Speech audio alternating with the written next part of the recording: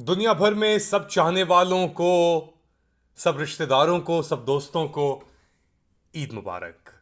इस ईद हमारी कोशिशें हैं कि हम एक बेहतर साल आगे देखें। पिछली ईद हम भी हमने ये उम्मीद की थी, कोशिश की थी इलेक्शंस के फ़ौरन बाद कि हमारे मुल्क का निज़ाम अच्छा हो।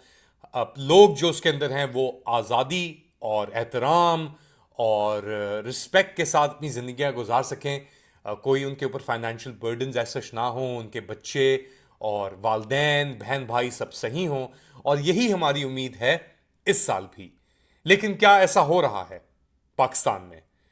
लग नहीं रहा कि ऐसा हो रहा है। जो खबरें आ रही हैं पाकिस्तान से पिछले 24-48 घंटे के अंदर, वो एक बार फिर आपको परेशान करके छोड़ देती हैं। स्पेशली ये जो खबर आई है कि 10 लोग शहीद हो गए हैं मर्दान के area, KP Khyber Pakhtunkhwa province के अंदर। और वहाँ पे एक मिलिट्री ऑपरेशन चल रहा था अपेरेंटली। कुछ लोग कह रहे हैं ड्रोन हमला था, मगर इसकी वजाहत नहीं हो सकी। मगर एक बात की वजाहत है कि बच्चे और ख़वातीन इसके अंदर जाँ भाग हुए हैं। रिस्पॉन्सिबिलिटी किसकी है? कोई पाकिस्तान के अंदर इस वक्त रिस्पॉन्सिबिलिटी लेने के लिए तैयार ही नहीं है। रिस्पॉन्सिबिलिटी तो दूर की बात है, कोई सही रास्ते पे चलने के लिए तैयार नहीं है। केपी की सिक्योरिटी किसके अंदर आती है? ये एक बहुत बड़ा सवाल है जो जिसका जवाब हम पूछ पूछ के थक गए हैं। मगर ऑब्वियसली नथिंग डूइंग, कुछ होके नहीं दे रहा। कितने इंपॉर्टेंट हैं या कितने जिम्मेदार हैं अली अमीन गंदापुर, ये नहीं पिया पता चला हमें। मगर अब जो बातें सामने आ रही हैं वो ये हैं कि गंदापुर के ऊपर तनकीद बहुत जोर से चल रही है। एक तरफ तो शेर अफजल मरवत, जो पाकिस्तान तहरीक इंसाफ के अंदर माजी के अंदर उनकी शमूलियत थी, लेकिन अब वो बाहर हैं, ऑन दी आउट्स हैं। वो उनका कहना है कि अली अमीन गंदापुर ने 10 दिन इंतजार किया है मुलाकात करने के लिए इमरान खान से, लेकिन वो मुलाकात नहीं हो पाई। क्यों नहीं हो पाई? क्योंकि अकॉर्डिंग टू शेर अफजल मरवत सियासत खेली जा रही है। कहां से खेली जा रही है, अंदर से बाहर से, ये नहीं पता। दूसरी जानिब जमीयत उलेमा इस्लाम, फजलुर रहमान के सरबराह मौलाना फजलुर रहमान ने अली अमीन गंदापुर को पीटीआई का मिकाइल गोर्बचॉव कहा है। अब गोर्बचॉव कौन था? ये आखिरी सोवियत यूनियन का लीडर था, सदर था। और इसके ऊपर तनकीद की जाती है यार कि इसने जो मुज़ाकरात किए या जो नेगोशिएशन की अमेरिका के साथ, उसके बाद यूएसएसआर तबाह हो गया। तो ये अगर कह रहे हैं जेयूआईएफ के चीफ के जी अली अमीन गंदापुर एक गोर्बचॉव की तरह कैरेक्टर है, क्योंकि वो नहीं चाह रहा कि ग्रैंड ऑपोजिशन अलायंस बने ये हुकूमत वक्त के खिलाफ। और ये खिलाफ वर्जी है अकॉर्डिंग टू मौलाना फजल रहमान इमरान खान के मौकफ की, बिल्कुल साफ मौकफ की कि यार हमें ग्रैंड कोलिशन बनानी पड़ेगी। अब मौलाना फजल रहमान के ऊपर कौन यकीन करे?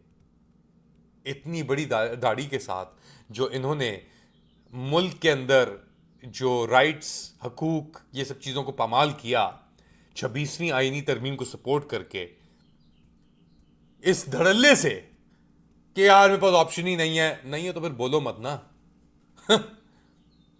बोलो मत फिर। अली अमीन गंदापुर का कोई डिफेंड नहीं कर रहा। जो उसने किया है वो हमारे सामने है।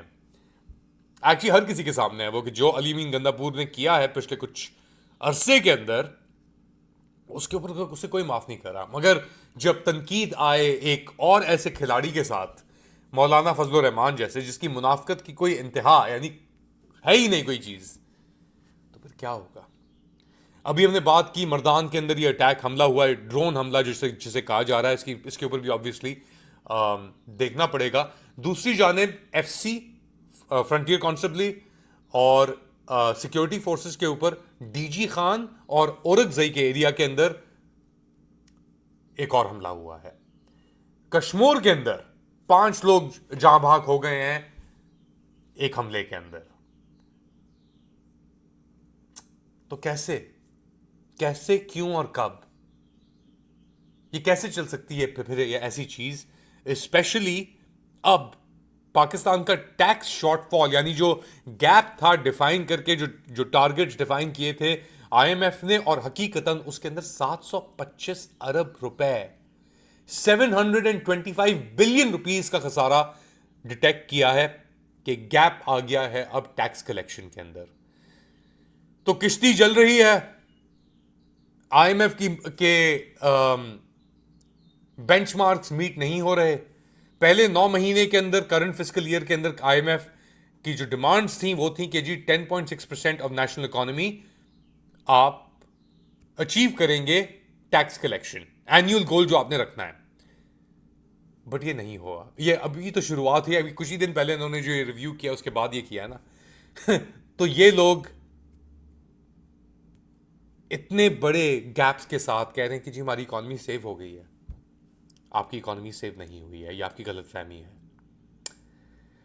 और इसीलिए शायद इस रमज़ान हमने देखा और इस ईद के ऊपर दुकानें खाली थी खाने के लिए लोगों के पास पैसे नहीं थे। बड़ी बेचैनी और बेबसी थी। और अब ये रोज़े तो ख़त्म हो गए हैं, मगर एक और मुश्किल मरहला ईद के बाद अब शुरू होने वाला है पाकिस्तान के अंदर, क्योंकि इकोनॉमिक कंडीशंस आपकी जो हैं वो और ख़राब होने का अंदेशा है। आप क्या समझते हैं बताएं मुझे कमेंट सेक्शन के अंदर। जो like subscribe and share this content. Eid मुबारक एक बार फिर। अपना ख्याल रखें। अल्लाह हाफिज़।